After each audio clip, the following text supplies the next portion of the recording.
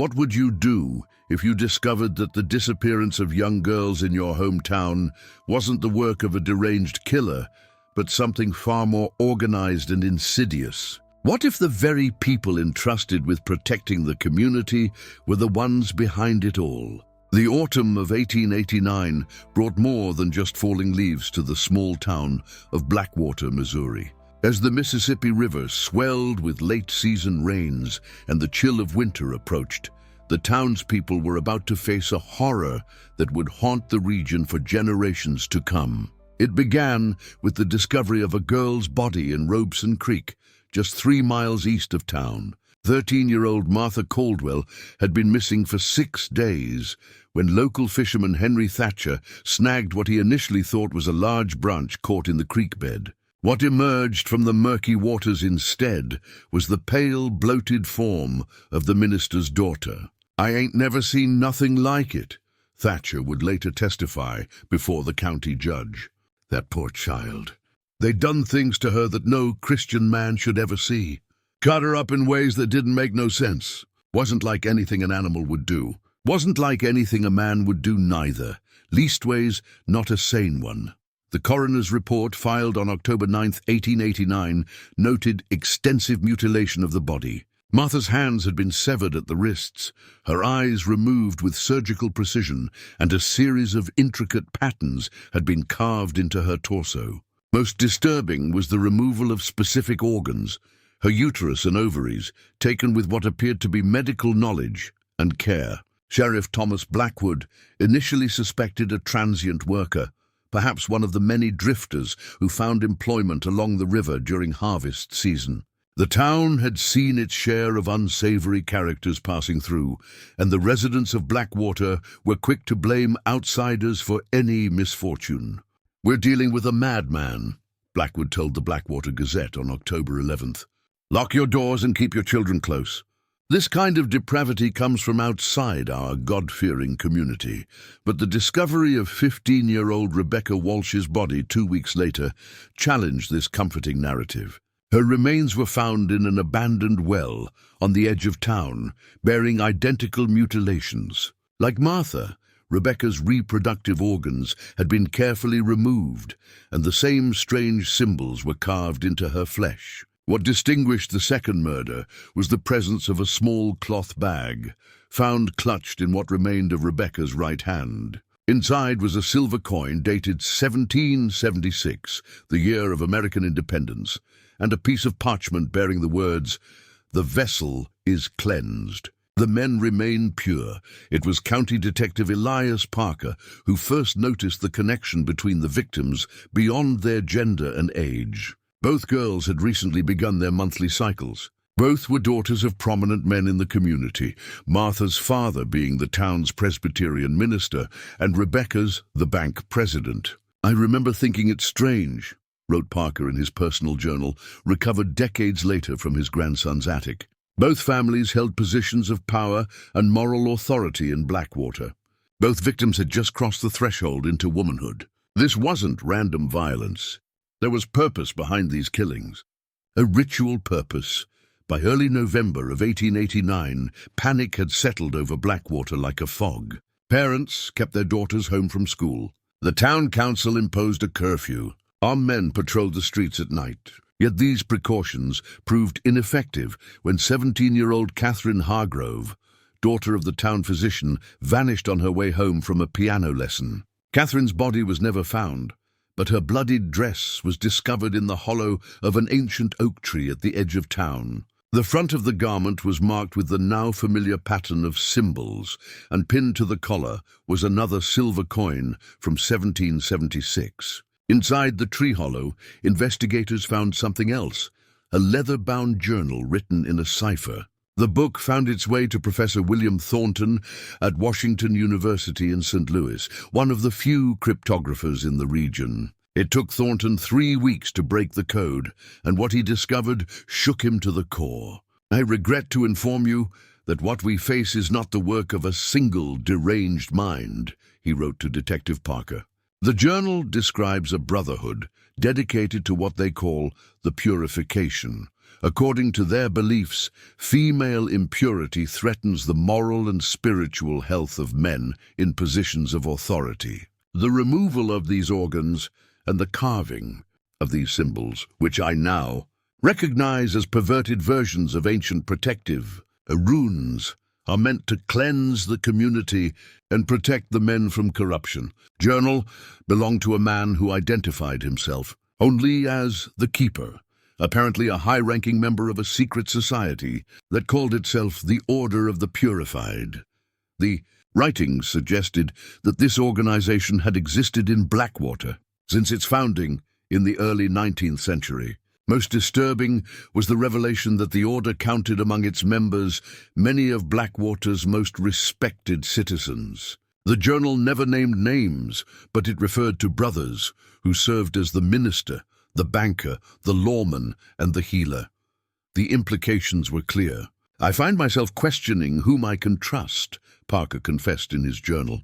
If Thornton's translation is accurate, then the very men leading the investigation may be involved in these atrocities. The sheriff, the judge, perhaps even Dr. Hargrove himself, who displayed such convincing grief over his daughter's disappearance.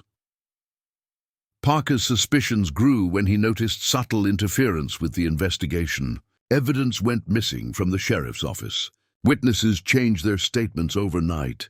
The Blackwater Gazette, originally outspoken about the murders, suddenly shifted to covering agricultural news and church socials. In December of 1889, Parker made a fateful decision. Trusting no one in Blackwater, he traveled to Jefferson City to speak directly with the state attorney general. He carried with him the Cipher Journal, Thornton's translation, and his own detailed case notes. He never arrived. Parker's horse returned to Blackwater without its rider 3 days later. A search party found the detective's body at the bottom of a ravine 20 miles outside of town, his skull crushed. The official report ruled his death an accident, a tragic fall from his horse on treacherous winter roads. All of Parker's evidence had vanished. With the primary investigator dead and winter settling in hard, the case of the mutilated girls gradually faded from public discussion. By spring, it seemed Blackwater had collectively decided to forget its season of horror. But the killings hadn't stopped. They had simply gone underground. County records from 1890 to 1910 reveal an unusually high number of young women from Blackwater listed as having moved west or taken ill and died suddenly. Few had proper death certificates. Fewer still had documented burial sites. The pattern was only recognized decades later when historian Margaret Winters began researching her doctoral thesis on rural migration patterns in post-Civil War Missouri. "The demographic anomaly is startling," Winters wrote in her 1977 paper published in the Journal of American History. Blackwater lost nearly 60% of its young women between the ages of 12 and 18 during this 20-year period. The official explanations, westward migration, disease, marriage to out-of-town suitors, are inconsistent with patterns seen in similar communities. During the same time frame, what Winters couldn't explain through demographic analysis became clearer when construction workers renovating Blackwater's old town hall in 1983 made a grisly discovery. Beneath the building's foundation, in what appeared to be a former root cellar, they found the remains of at least 23 young women, all bearing the same pattern of mutilation documented in the 1889 cases. "I was operating the backhoe when we broke through the wall," recalled construction foreman Michael Donovan in his statement to the FBI. "At first I thought we'd hit an old septic system or something. Then I saw the bones, so many bones, and those carvings in the stone walls, circles with strange writing, all surrounding this stone altar in the center. That's when I radioed for the sheriff. The cellar contained more than human remains. Investigators found silver coins, surgical tools dating from the late 19th century, and a metal strongbox containing documents that would finally bring the full horror of Blackwater's history to light. Inside were the minutes of Order of the Purified meetings spanning 107 years, from 1822 to 1929. The documents revealed that the organization had been founded by Blackwater's original settlers, a group of religious fundamentalists who had broken away from an established church in New England over doctrinal disputes regarding female purity. The order believed that when girls reached puberty, they became vessels of corruption that could spiritually contaminate the men around them, particularly men in positions of authority. The ritual mutilations were designed to cleanse the community by removing these sources of impurity. The specific organs taken were those associated with female reproduction and menstruation. The symbols carved into the victim's flesh were meant to bind and neutralize the corruption so it couldn't spread after death. Most shocking were the membership rolls, confirming Detective Parker's worst suspicions from a century earlier. The order included the town's founder, every mayor for the first 100 years of Blackwater's existence, all but 2 of its sheriffs, most of its ministers, doctors, and judges. It was effectively the town's shadow government operating behind a facade of respectability and Christian piety. These weren't isolated killings or the work of a single madman, FBI Special Agent Diana Reeves stated in her case summary. This was systematic ritual murder, sanctioned and perpetrated by the town's leadership for over a century. The level of coordination and secrecy maintained over generations is almost unprecedented in the history of American criminal investigation. The discovery prompted the most extensive FBI investigation ever conducted in rural Missouri. Agents interviewed elderly residents, cross-referenced membership rolls with family histories, and exhumed bodies from Blackwater Cemetery to look for evidence of ritual mutilation that might have been missed during earlier, less thorough examinations. What they found suggested that the order's activities had likely continued well into the 20th century. Several young women officially recorded as having died from female complaints in the 1940s and 50s showed evidence of the same ritual mutilations when their remains were examined by modern forensic techniques. "I always wondered about my Aunt Eliza," said Mary Thornton, 84 years old, when interviewed by investigators in 1984. She was just 16 when she died in 1948. They said it was a female problem. Women's troubles, they called it back then. The doctor and the minister came to the house, and next thing we knew, she was gone. No funeral, just a small service with a closed casket. My mother cried for months. She told me once that Eliza had been chosen, whatever that meant. I never understood until now. The investigation hit a wall of silence from many of Blackwater's older residents. Some refused to speak to federal agents entirely. Others provided only vague, unhelpful statements. A few received mysterious phone calls or visits just before their scheduled interviews and suddenly decided they had nothing to say. "There's still fear here," Agent Reeves noted. Even decades later, even with most of the order's known members long dead, people are afraid to talk. That suggests to me that some believe the order still exists in some form, or at least they can't be certain that it doesn't. The investigation seemed to reach a definitive end when a fire destroyed much of the physical evidence gathered by the FBI. The blaze at the county records office was ruled accidental, blamed on faulty wiring in the aging building. However, the timing, just 3 days before the evidence was to be transferred to the FBI laboratory in Quantico, raised questions that were never satisfactorily answered. With the charred remains of their case quite literally in ashes, federal investigators formally closed their inquiry in 1985. No charges were ever filed. No arrests were ever made. The dead of Blackwater received no justice, just a collective footnote in the annals of American criminal history. Or so it seemed until 2008, when Blackwater native James Hargrove, a direct descendant of Dr. Hargrove, whose daughter Catherine had vanished in 1889, began renovating his ancestral home on Maple Street. "I was tearing out the old pantry to expand the kitchen," Hargrove told the St. Louis Post-Dispatch. "Behind the plaster, I found this hidden compartment. Inside was this metal box. I thought maybe it was a time capsule or something. I never expected Well, I never expected what I found. The box contained surgical instruments similar to those recovered from the town hall cellar, along with a journal written by Dr. Thomas Hargrove himself. The journal provided the missing link in understanding how the order had continued to operate despite increasing scrutiny in the modern era. The old ways must evolve, Dr. Hargrove had written in 1929. We can no longer take the daughters openly. Questions are asked. Records are kept. The outside world intrudes upon our sacred duty. But the purification must continue. The men must remain untainted.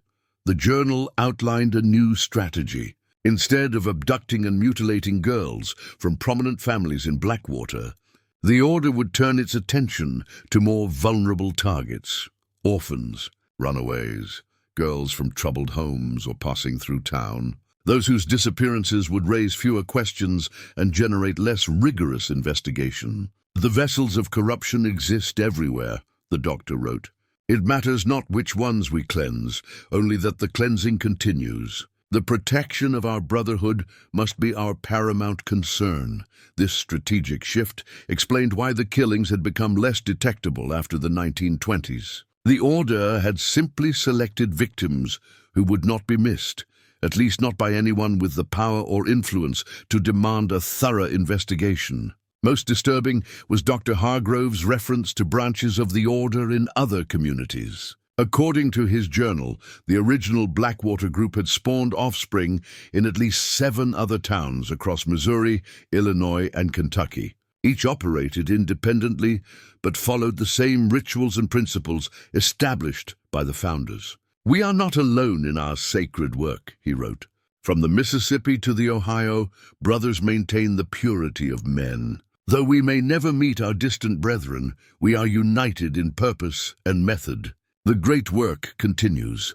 FBI analysts who reviewed the new evidence in 2008 determined that if Dr. Hargrove's claims were accurate, the combined death toll from all branches of the order could potentially number in the hundreds. Yet attempts to identify these other communities or find evidence of similar ritual killings were hampered by the passage of time, the transient nature of many victims, and the sophisticated efforts by the order to conceal its activities. Additionally, many small-town records from the relevant time periods had been lost to fires, floods, or simple neglect. The investigation might have ended there, consigned again to history, if not for the emergence of DNA testing as a forensic tool. In 2010, the remains of the victims found beneath Blackwater's town hall were re-examined using techniques unavailable during the original investigation. Genetic profiles were created and uploaded to national databases in the hope of finding matches with missing persons or potential descendants. In December of 2011, there was a hit. The DNA from one of the Blackwater victims matched a partial profile collected at the scene of an unsolved murder in Meridian, Mississippi from 1977. The victim, 17-year-old Linda Carter, had been found in an abandoned church outside town. Her cause of death was officially listed as exsanguination from multiple lacerations, but the case file noted the peculiar precision of the wounds and the removal of specific organs. The cutting didn't seem like rage, noted Detective Carl Matthews in his original report. It was too careful, too deliberate, almost like a surgery, but with patterns that didn't make medical sense.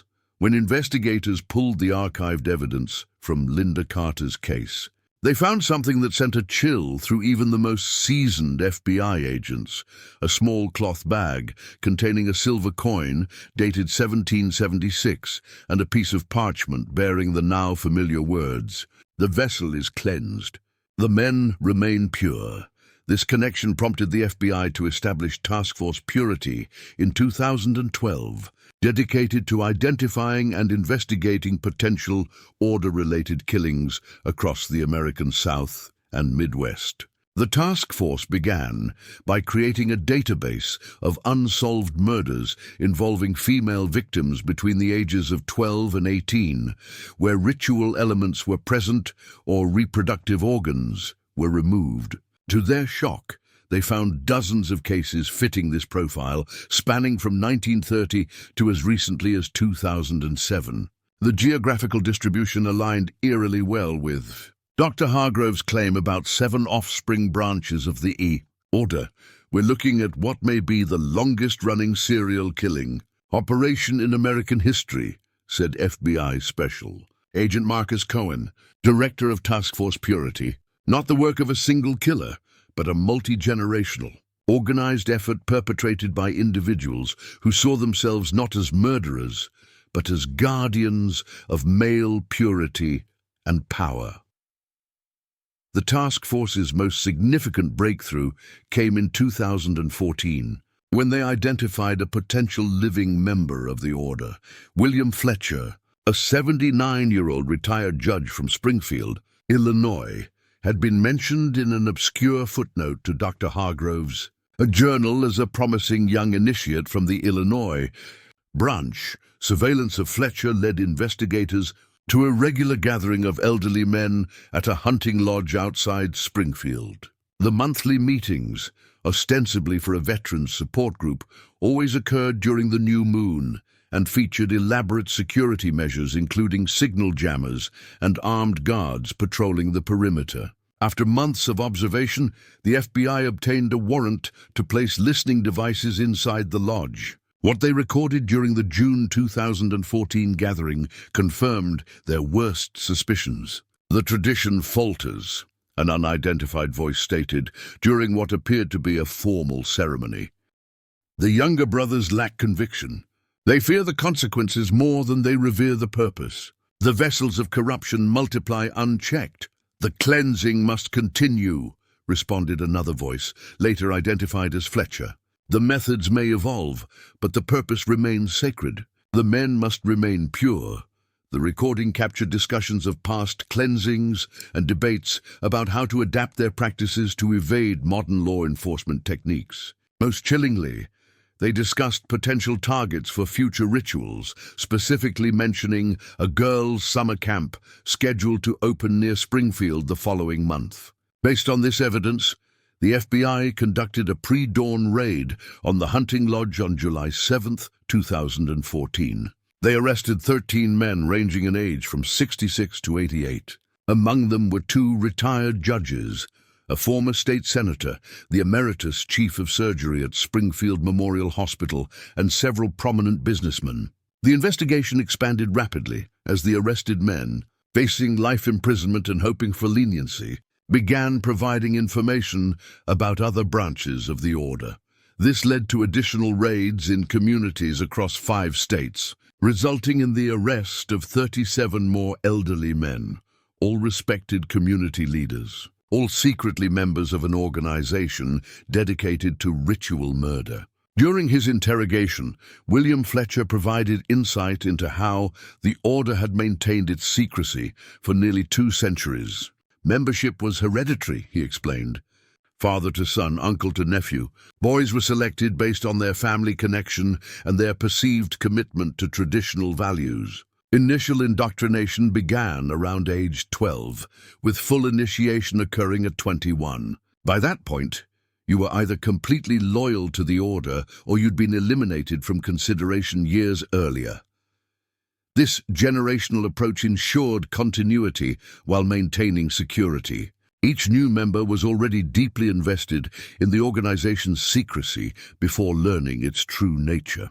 By the time they discovered the full horror of what they had joined, they were compromised by oaths, family loyalty, and often participation in minor criminal activities designed to make betrayal unthinkable. "You don't just leave the order," Fletcher said. "The only way out is death." Yet the arrests of these elderly men raised a troubling question. Where were the younger members? According to Fletcher, each initiate was responsible for recruiting his replacement.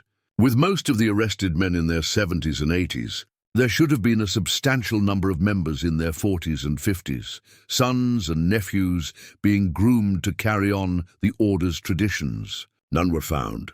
"We have 2 theories," Special Agent Cohen explained in a classified briefing to the director of the FBI in October 2014.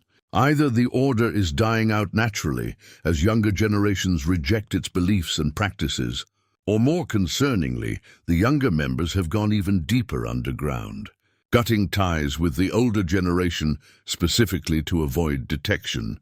Evidence suggested the latter might be the case. When investigators searched the homes of the arrested order members, they found few records of recent activities. The most recent journal entry recovered was from 1993. The most recent photograph of a gathering dated to 1987. It was as if the organization had deliberately created a gap in its paper trail. The old men were left as decoys, theorized Agent Reeves, who had rejoined the investigation after her work on the original Blackwater case. They continued performing the rituals of the order, but with less frequency and without documenting their activities. Meanwhile, the real work was transferred to a younger group who operated completely off the books. This theory gained credibility in January 2015, when the mutilated body of 16-year-old Melissa King was discovered in an abandoned grain silo near Covington, Kentucky. Her injuries matched the historical pattern of order killings exactly, down to the removal of reproductive organs and the carving of symbols. But there was one significant difference: no silver coin, no parchment bearing the traditional phrase. Instead, investigators found a QR code carved into the victim's forehead. When scanned, it led to an encrypted messaging board on the dark web. The page displayed only a single sentence: "The vessel is cleansed. The men remain pure. The work evolves." Digital forensic experts determined that the message board had been active for at least 5 years. Users communicated through heavily encrypted channels, using a constantly shifting cipher similar to, but more sophisticated than the one found in the original journals from 1889. What little they could decode suggested that the order had indeed found new life among a younger generation, not limited by geography or family ties as the original branches had been, but connected through technology. The modern order appeared to recruit based on ideological alignment rather than heredity, targeting men who expressed extreme views about female purity and male authority. "It's as if the original cult has metastasized," Agent Cohen observed. "What began as a localized phenomenon tied to specific communities has transformed into a distributed network. They've adapted their methodology to the digital age while maintaining their core beliefs and rituals. This evolution made the modern incarnation of the order far more difficult to track and infiltrate. Without physical meeting places or predictable family connections, investigators had few traditional avenues to pursue. The digital breadcrumbs were deliberately obscured, leading through a maze of proxy servers, encrypted communications, and anonymous accounts. By mid-2015, Task Force Purity had identified potential order-related killings in 27 states and suspected the involvement of possibly hundreds of men nationwide. Yet they had made no additional arrests since the original raids on the elderly members. "We're fighting a hydra," Agent Reeves stated in her final report before retiring in December 2015. "We cut off the head, the original branches, only to find that it has grown many more. The modern order is more diffuse, more technologically sophisticated, and potentially more dangerous than its predecessors. And most concerning of all, it appears to be growing." The last confirmed order killing occurred in March 2016, when the body of 14-year-old Gabriela Martinez was found in an abandoned subway tunnel in Chicago. Like Melissa King, her body bore the traditional mutilations, but featured a QR code rather than the silver coin. This code led to a different dark website containing only a counter displaying the number 212, presumably representing the total number of cleansings performed throughout the order's history. Since then, there have been no definitively linked cases. The encrypted message boards went dark.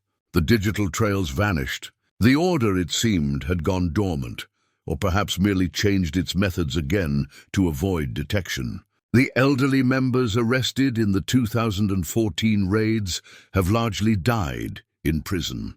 William Fletcher passed away in 2019 at the age of 84, taking whatever remaining secrets he possessed to his grave. The younger generation, if it exists, has proven exceptionally adept at concealing its activities. But periodically reports emerge from small towns across America. A girl gone missing, a body found with precise surgical cuts, symbols that make no sense to local authorities, but bear an eerie resemblance to those carved into Martha Caldwell's flesh in 1889. And sometimes, in online forums dedicated to men's rights and female purity, anonymous users exchange coded references to the cleansing and the great work. They speak of corruption that must be removed and purity that must be maintained. They talk about protecting men in positions of authority from female influence and impurity. They never explicitly mention the order. They never directly advocate violence. But the echoes of Blackwater are unmistakable to those who know what to listen for. In 2022, a data breach exposed user information from several extremist websites. Among the leaked data, analysts identified communication patterns consistent with order methodology, the same shifting ciphers, the same obsession with dates and lunar cycles, the same fixation on female reproductive functions as sources of corruption. Most disturbing was a message recovered from a private chat. The vessels multiply. The corruption spreads, but we adapt, we evolve. The methods change, but the purpose remains eternal. The great work continues. For the communities touched by the Order's shadow, the nightmare that began in 1889 has never truly ended. The mystery remains unsolved, the threat unresolved. Somewhere in the dark corners of America, old beliefs persist. Old rituals continue. Old horrors await new vessels of supposed corruption. And in Blackwater, Missouri, now little more than a ghost town, the descendants of those who escaped, the Order's influence still whisper warnings to their daughters.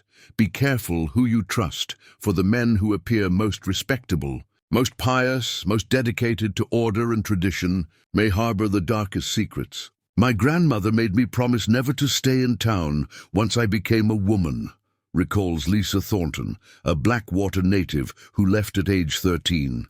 She said the town wasn't safe for girls who had bloomed. I didn't understand what she meant until years later, when the FBI investigations made the news. By then, I had daughters of my own, and I made them the same promise my grandmother had required of me, never to set foot in Blackwater after their first monthly cycle.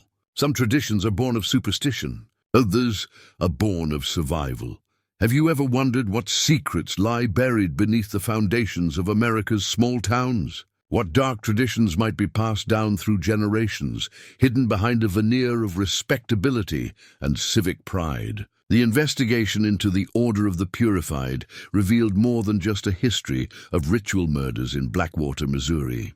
As federal agents expanded their search, they discovered evidence suggesting that the organization's influence had spread far beyond the borders of a single rural community. In April 2017, construction workers renovating the basement of the old county courthouse in Millerton, Kentucky, a town 140 miles southeast of Blackwater, uncovered a hidden chamber similar to the one found beneath Blackwater's town hall. Inside were the remains of 11 young women, all bearing the same distinctive mutilations. When I saw the report from Millerton, my blood ran cold, said retired FBI Special Agent Diana Reeves in a 2018 interview with the Louisville Courier-Journal. The surgical removal of reproductive organs, the carved symbols, the precise arrangement of the bodies, it was Blackwater all over again. We were looking at another nest of the Order. County records showed that Millerton had been founded in 1837 by a group of families who had migrated from Missouri. Among them was Jonathan Blackwood, cousin to Sheriff Thomas Blackwood of Blackwater. Historical documents indicated that Jonathan had served as Millerton's first mayor and helped establish the town's first church, school and courthouse, the very building beneath which the remains were found. The pattern became clear, Reeves explained. The order spread through family connections. As America expanded westward in the 19th century, members of the Blackwater families established new communities, bringing their twisted beliefs and rituals with them. Forensic analysis of the Millerton remains suggested that the killings had continued there until at least the 1950s, decades longer than investigators had initially suspected. The most recent victim appeared to be a girl in her mid-teens, buried sometime between 1954 and 1957. "I remember when Ellie Johnson disappeared," recalled Millerton resident Harriet Miller, 89 years old, when interviewed in 2017. "Summer of 1955. Pretty girl, just turned 15. They said she'd run off with a boy from Louisville, but nobody ever heard from her again. Her daddy was on the town council. Her uncle was the minister at First Baptist. Nobody asked too many questions." The discovery in Millerton prompted the FBI to expand their search to other communities with historical connections to Blackwater's founding families. They identified 7 towns across Kentucky, Tennessee, Arkansas, and Illinois, where descendants of the original order members had settled during the 19th century. In each community, they found troubling patterns: unusually high numbers of missing young women, positions of authority held by men from the same family lines, and in 3 cases, physical evidence of ritual killings. What makes the order unique in the annals of American crime is its longevity and organization, explained criminologist Dr. Sarah Jennings of Vanderbilt University. Most cults or secret societies fracture after the death of a charismatic leader or evolve away from their original principles over time. The order maintained its core beliefs and practices across generations, adapting its methods, but never its fundamental purpose. That purpose, the purification of young women to protect men from supposed corruption, reflected a perverse interpretation of religious and patriarchal values common in 19th century America. The order took these ideas to their most extreme and violent conclusion, creating elaborate rituals and justifications for what was, at its core, the systematic murder of young women entering puberty. The ideology of the order isn't as alien as we might want to believe, noted Dr. Jennings. It's an extreme manifestation of ideas that have surfaced repeatedly throughout American history: fears about female sexuality, obsessions with purity, and the desire of powerful men to control women's bodies. What made the order exceptional wasn't its beliefs, but its organizational structure and its willingness to act on these beliefs in the most brutal manner possible. The multi-generational nature of the order also explained how it had managed to evade detection for so long. Unlike most serial killers who operate alone and eventually make mistakes due to escalating pathology, the order functioned as a collective. Killings were planned, approved, and executed by groups rather than individuals. Methods were refined over time, lessons passed down from father to son. "They had protocols for everything," said William Fletcher during one of his final interviews before his death in prison. "How to select victims, how to perform the rituals, how to dispose of remains, how to cover their tracks. Nothing was left to chance or individual initiative. The work was sacred, and it had to be done correctly." Perhaps most chilling was the order's infiltration of law enforcement and judicial systems in the communities where it operated. By placing its members in positions of authority, the organization ensured that investigations into missing girls would be misdirected or abandoned. Autopsy reports could be falsified, evidence could disappear, and witnesses could be intimidated. Looking back at the case files now, the obstruction is obvious, said Detective James Morrison, who reviewed historical missing persons cases from Millerton as part of the FBI investigation. Leads not followed, witnesses not interviewed, evidence mishandled or lost. These weren't mistakes. They were deliberate actions taken by people within the system who were protecting the order. The systemic corruption extended beyond law enforcement. In many of the affected communities, order members served as school principals, physicians, mayors. and judges, positions that gave them both authority over young women and the ability to cover up crimes against them. The Order understood power, Dr. Jennings observed. They didn't just kill randomly. They created systems that allowed them to identify vulnerable girls, isolate them, and eliminate them without consequences. They built their own shadow justice system within the legitimate one. As investigators dug deeper into the Order's history, they discovered evidence suggesting that the organization had attempted to expand its influence beyond small rural communities in the mid-20th century. Documents recovered from a former member's home in Arkansas included correspondence with men in Chicago, New York, and Washington, D.C., discussing the establishment of new chapters in these urban centers. The city branches never fully materialized, explained FBI analyst Robert Chen. The Order's methods worked in small towns where everyone knew everyone and outsiders were viewed with suspicion.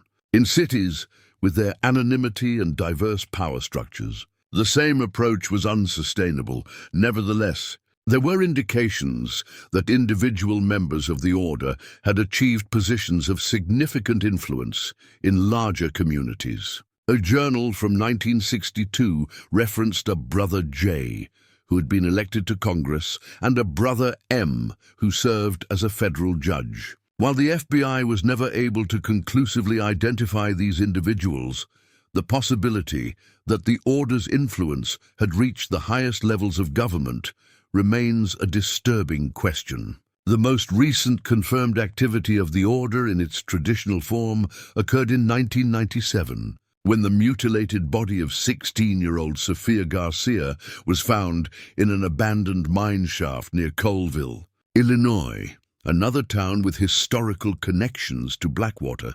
Her murder bore all the hallmarks of an Order killing, including the removal of reproductive organs and the carving of the familiar symbols. What distinguished Sofia's case was the presence of DNA evidence that didn't match any of the elderly Order members arrested in the 2014 raids. This suggested the involvement of younger members who remained at large, potentially the next generation of the organization, who had adapted their methods for the modern era.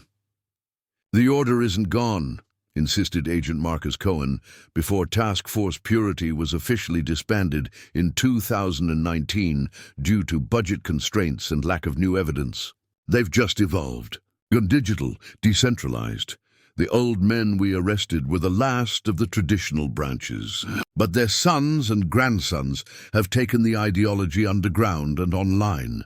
Cohen's concerns appeared to be validated in 2021. When an anonymous whistleblower provided the FBI with screenshots from a private messaging group called the Purifiers. The group's members discussed cleansing rituals and vessels of corruption in language strikingly similar to that found in historical Order documents. Most disturbing was their discussion of a national cleansing, a coordinated series of abductions and ritual murders planned to occur simultaneously across multiple states. The plot was apparently abandoned after members became concerned about infiltration by law enforcement. But the mere conception of such a plan suggested that the Order's ambitions had grown beyond its rural origins. "What we're seeing now isn't the Order as it existed in Blackwater," Cohen explained. "It's a mutation, an adaptation of the original ideology to the digital age. These aren't men bound by family ties and small-town loyalty. They're connected by shared beliefs, recruited through extremist websites and forums. This online incarnation of the Order has proven even more difficult to track and infiltrate than its predecessor. Members use encrypted communications, anonymous profiles, and the dark web to coordinate activities while maintaining operational security that would impress professional intelligence agencies. Yet periodically, evidence surfaces suggesting that the killings continue.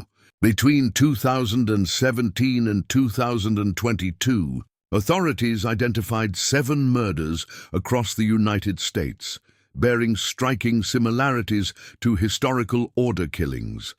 The surgical removal of reproductive organs, symbolic carvings on the victims' bodies, and the targeting of girls who had recently begun puberty. None of these cases has been definitively linked to the order. None has been solved. The perpetrators remain at large, possibly protected by the same network of influence and secrecy that shielded their predecessors for nearly 2 centuries. The great work continues, read a message posted to an encrypted forum in January 2023. The vessels multiply, but so do the purifiers. What began in Blackwater shall reach across the continent. The men shall remain pure. For the families of the victims, both historical and recent, justice remains elusive. The full extent of the Order's crimes may never be known. The total number of young women sacrificed to its twisted ideology, impossible to calculate.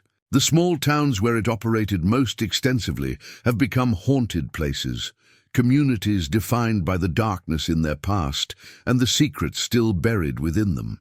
"You can feel it when you drive through Blackwater today," said journalist Michael Roberts, who visited the nearly abandoned town for a 2022 feature in The Atlantic. The weight of history, the presence of something malevolent. Most of the buildings are empty now, but the shadows they cast still seem occupied. It's as if the town itself is contaminated by the horrors it witnessed and enabled.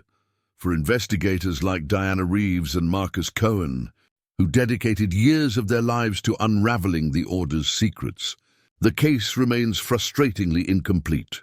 The elderly members arrested in 2014 represented only the visible surface of an organization that had spent generations perfecting the art of concealment. "We got the old men," Reeves acknowledged in her final interview before her death in 2020. "But the young ones, the ones who grew up with computers and encryption and anonymous browsing, they're still out there, and they're still killing."